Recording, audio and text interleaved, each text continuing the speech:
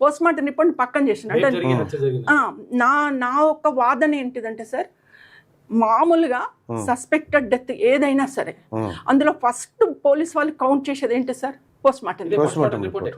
దాంతో FIR book చేస్తారు. కానీ ఇక్కడ Pratyusha death post mortem report కౌంటే చేయలేదు, పక్కన పడేసిండు, చెత్తబుట్లో పడేసిండు. దాన్ని పడేసి ప్రత్యూష చనిపోయినాక ఒక 1 month కి ఒక 3 డాక్టర్లను నామినేట్ చేసింది గవర్నమెంట్.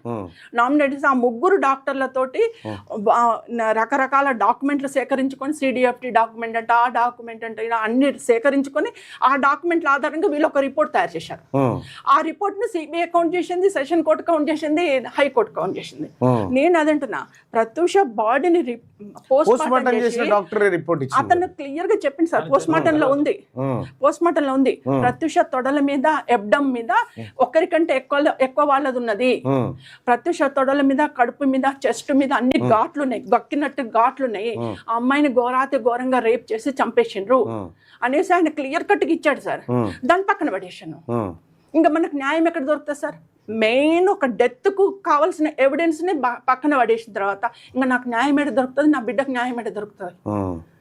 ఇప్పటి వరకు కూడా ఎవరు కౌంట్, మేము ప్రతి కోర్టులో కౌంట్ చేసినాం. మీరు ఇప్పుడు సెషన్ కోర్టులో అయిపోయింది, సెషన్ కోర్టు ఎవరిని దోషిగా తేల్చింది?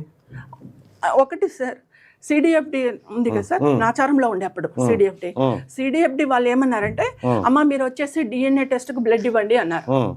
నేను సొంతంగా వెళ్ళి బ్లడ్ ఇచ్చిన సార్. అక్కడ ఒక 7 members 8 members అప్పుడు సస్పెక్ట్ చేసింది సార్ పోలీస్ వాళ్ళు. ఒక 7-8 members నేమ్స్ అనౌన్స్ చేయలేదు. ఒక 7-8 మంది ఉన్నారు అని చెప్తే వాళ్ళ బ్లడ్ అంతా సిడిఎఫ్డికి ఇవ్వమన్నారు సార్ పోలీస్ వాళ్ళు. వాళ్ళని ఎక్కడో హోటల్లో కూర్చోబెట్టి తల్లినేమో సిడిఎఫ్డికి పిలిపించారు బ్లడ్ ఇవ్వడానికి. వాళ్ళేమో ఎక్కడనో కూర్చోబెట్టేసి హోటళ్లలో బాటిళ్లలో బ్లడ్ తీసుకొచ్చేసి సిడిఎఫ్డి ఇచ్చారు. అది వాళ్ళ బ్లడ్ అని ఎట్లా నమ్మకం సార్? వాళ్ళ బ్లడ్ అని ఎట్లా నమ్మకం? ఇప్పుడు ఇక్కడ మనకు నా బ్లడ్ టెస్ట్ చేస్తేనే పక్క రూమ్ లో పోతే మన బ్లడ్ కాదా తెలియదు. ఏం టెస్ట్ చేసి ఎక్కడో బ్లడ్ తీసుకొచ్చి ఇక్కడ ఇచ్చేసారు. అక్కడే కొట్టేసారు సార్. అంటే మీకు తెలిసేది ఏంటంటే అక్కడే మొత్తం సాక్ష్యాలు తారుమారు అవుతూనే ఉన్నాయి. మళ్ళీ కేర్ హాస్పిటల్కి వెళ్ళినా నేను. వెళ్ళి 3rd day వెళ్ళిన, హైదరాబాద్కి వచ్చి 3rd dayకి వెళ్ళి నా బిడ్డ డ్రెస్ ఇవ్వండి అన్న. మీరు మార్చారంటున్నారు కదా సార్, మెడికల్ లీగల్ కింద నా బిడ్డ డ్రెస్ ఇవ్వాలి కదా, మెడికల్ లీగల్ కింద నా బిడ్డ డ్రెస్ ఇవ్వాలి కదా, నా బిడ్డ డ్రెస్ ఇవ్వండి అన్న.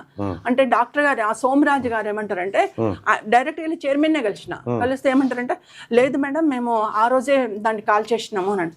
సార్ మెడికల్ లీగల్ కింద డ్రెస్ ఎట్లా కాల్ చేస్తారు సార్? ఒకటి అన్ని ఆధారాలు వరుసగా చెరిపేసుకుంటూ వచ్చినారు. నేనేమన్నంటే మోసం చేసింది అన్నారు. హార్ట్ అటాక్ వచ్చినప్పుడు భయానికి మోసం చేసింది అని. సార్ పిల్లలం మేము కంటాం సార్, తల్లులం, మీ అమ్మ అయినా మీ భార్య అయినా నేనైనా అందరం ఆడోళ్ళం.